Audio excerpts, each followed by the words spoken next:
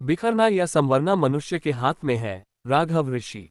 गहोई दर्पण, ग्वालियर। ऋषि सेवा समिति ग्वालियर के तत्वावधान में जयेंद्रगंज स्थित नदी गेट समीपस्थ माधव मंगल पैलेस में चल रही भागवत कथा के द्वितीय दिवस काशी निवासी अंतर्राष्ट्रीय ख्याति प्राप्त वक्ता श्रीविद्या सिद्ध एवं ज्योतिष सम्राट पूज्य राघव ऋषि जी ने कहा कि माया को चाहने वाला बिखर जाता है और भगवान को चाहने वाला निखर जाता है।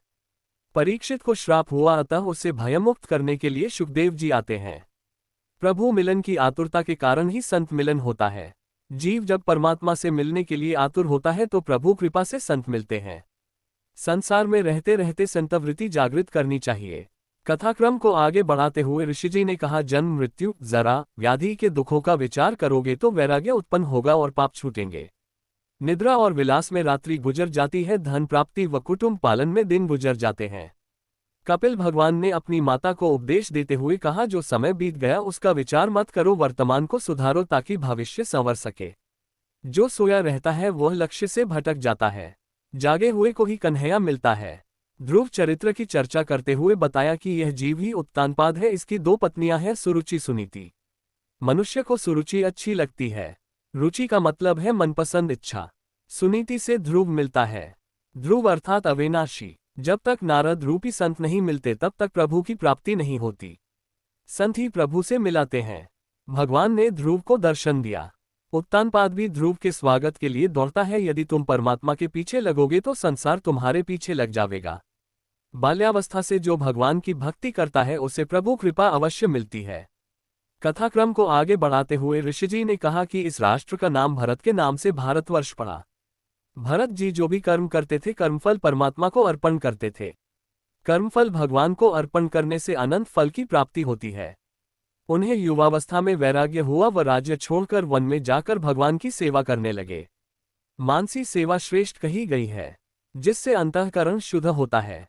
अधिकतर पाप शरीर से नहीं मन से होता है। उनका मन मृगबाल में फंसा। हरि चिंतन घटने लगा और हरिन चिंतन बढ़ने लगा। अनावश्यक आसक्ति शक्ति को घटाती है। मृग चिंतन करते हुए उन्होंने शरीर छोड़ा, फलत अगला जन्म मृग रूप में हुआ। जीवन इस प्रकार जियो कि तुम सावधान रहो और मृत्यु आए। कहीं ऐसा न हो कि तुम्हारी तैयारी न हुई हो और मृत्यु तुम्हें उठा ले जाए। सौरभ ऋषि जी ने बदलेगा किस्मत सांवरिया भजन गाया तो लोग आनंद विभोर हो नृत्य करने लगे। ज्ञान धन या प्रतिष्ठा कमाने के लिए नहीं बल्कि परमात्मा प्राप्ति के लिए है। राजा रघुगण को जड़ भरत ने उपदेश देते हुए कहा कि मन के बिगड़ने से संसार बिगड़ जाता है। रावण हिरण्याक्ष का मन बिगड़ गया, अतः उनका संसार बिगड़ गया। जीव को अनावश्यक आसक्ति छोड़कर प्रभु की भक्ति करनी चाहिए। दुख सहकर ईश्वर का भजन करने से पाप नष्ट होते हैं। भरत ने प्रभु का ध्यान करते हुए शरीर का त्याग किया। सत्संग महिमा पर बोलते हुए पूज्य ऋषि जी ने कहा कि मनुष्य सत्संग में जितना समय बिताता है उतना ही सही अर्थ में जिया है। विदुर जी उद्धव जी का मिलन हुआ व उनका दिव्य सत्संग हुआ। मनुष्य अपने आप को पहचान नहीं पाता। एक हास्य प्रसंग की चर्चा करते हुए ऋषि जी ने कहा कि एक आदमी जंगल में पला बड़ा, उसे शहर जाने का मौका मिला। उसने एक शीशा देखा, देखकर बहुत प्रभावित हुआ, क्योंकि जैसी हरकत वह करता था शीशा में बैठा आदमी भी वैसी हरकत करता था। खरीद कर घर लाने पर अपनी पत्नी को शीशा दिखाया। देखकर वह रोने लगी कि तुम मेरी सौत को लाए हो।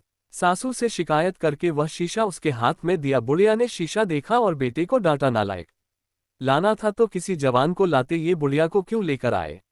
जीव संसार में रहते हुए अपने मूल स्रोत प्रभु को पहचानने का प्रयास नहीं करता, इसलिए दुखी होता है। भागवत कथा आत्म दर्शन कराती है। पोथी पूजन एवं व्यास पूजन सर्वश्री अम्बरीश गुप्ता, उदय प्रताप चितौड़िया, अमित शिवहरे द्वारा सपत्नीक किया गया। Oh